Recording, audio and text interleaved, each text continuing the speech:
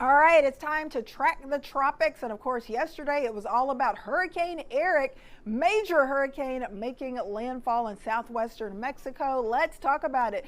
It made landfall yesterday morning just to the east of Acapulco, Mexico, and it was a major Category 3 hurricane upon landfall with 125-mile-per-hour wind. So that ended up being the earliest major hurricane to impact the eastern Pacific and make landfall on record. So certainly setting some records, and it actually briefly increased to a powerful Category 4 hurricane on the Saffir-Simpson scale shortly before landfall, but actually for the landfall it was officially registered as a Category 3.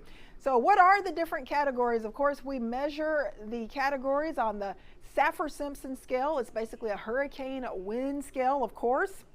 The higher the category, the greater the potential for wind damage and other threats. So it was a Category 3 Hurricane Eric at landfall. That's 111 to 129 mile per hour winds.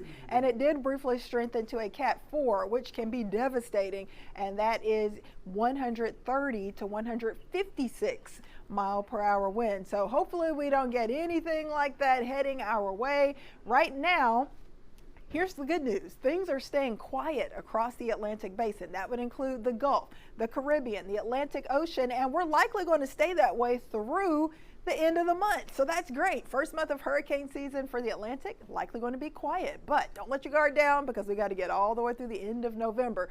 So it's been quiet in the Atlantic basin, but in the East Pacific, we've already had the A storm, B, C, D, E. So that's 5 named storms. And of course, most recently, Hurricane Eric, which has fallen apart, thank goodness. But we are monitoring for the potential for yet another system to possibly blow up in parts of the Eastern Pacific. So it's this area to the south of Guatemala City. So it's off that west coast of Central America. Just some disorganized showers and storms right now. However, models are indicating that those showers and storms could try to get their act together early next week. And now there's a slightly higher, medium 40% chance that we could have maybe a tropical depression or a tropical storm once again developing off of that Central American western coast and potentially heading close to southern Mexico with more heavy rain and more strong wind. Not going to happen likely this weekend, but as we go through next week, we'll be monitoring for that threat. At this point, though, like I said, things are quiet. If you're going on a cruise, maybe a Caribbean cruise, if you're cruising towards the Yucatan Peninsula, not expecting anything of a tropical nature to impact you. No activity, at least tropical wise, expected across the Atlantic basin for at least the next week. So that should get us close to the end of the month, and that means a quiet start to hurricane season. But don't let your guard down. Don't get complacent because we're still expecting an above average season. CSU still calling for 17 named storms, 9 hurricanes, 4 major hurricanes. Last year, we ended up with 18 named storms and 11 hurricanes, and the average is 14 named storms, 7 hurricanes, and about 3 of those typically becoming major hurricanes. So we've got to get through July, August, September, October, November before we can say we're finished with hurricane season. So like I said, just make sure that you're going over your insurance, reviewing your emergency gear, make sure you have what you need because these systems can pop up quickly and you don't want to be scrambling at the last minute trying to get those supplies that you need to keep you, your home, and your family safe.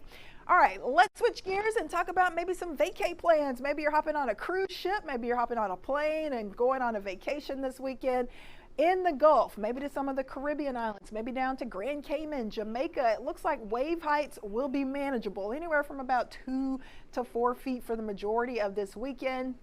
Maybe briefly up to around 5 feet for parts of the west, southwestern Atlantic and parts of the western, northwestern Caribbean, but that's manageable. Like I said, nothing too crazy. So I think that's decent cruise weather. So let's check out some of your cruise forecasts, starting off with Cozumel. Of course, yesterday, southern Mexico being impacted by Hurricane Eric, but in Cozumel, things are looking great. Yes, there will be some clouds, maybe a stray shower on Saturday and Sunday, but there will be a better chance for storms on Monday. So if your cruise stops there on Monday, you could have a few issues, maybe some interruptions with that 60% chance for storms and temperatures hovering close to 90 degrees.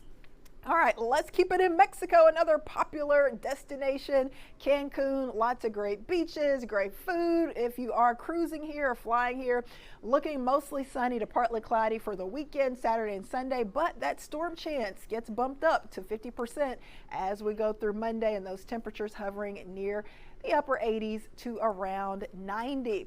Nassau, Bahamas looking good. No major rain chances here, so perfect pool and beach weather. Maybe you booked one of the excursions in and around the Bahamas area for your cruise, and it looks like the weather will cooperate. Upper 80s expected Saturday through Monday, and a bit of a breeze, kind of strong out of the east-southeast around 10 to 20 miles per hour.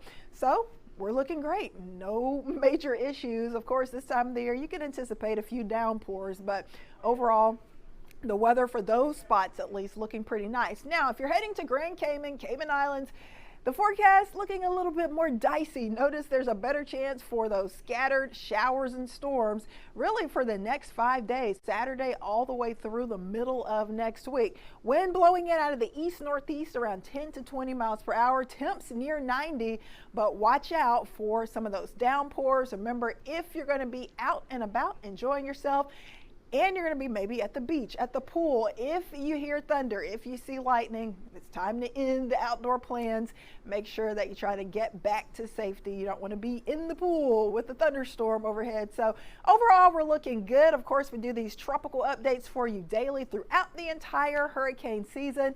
We're hoping things stay quiet like they are now across the Gulf and the Caribbean, but you know that can change super fast. So keep checking in with us daily, and of course, you will be the first to know if we have any trouble coming at us from the tropics. We'll be right back with more Texas Live and Local after this.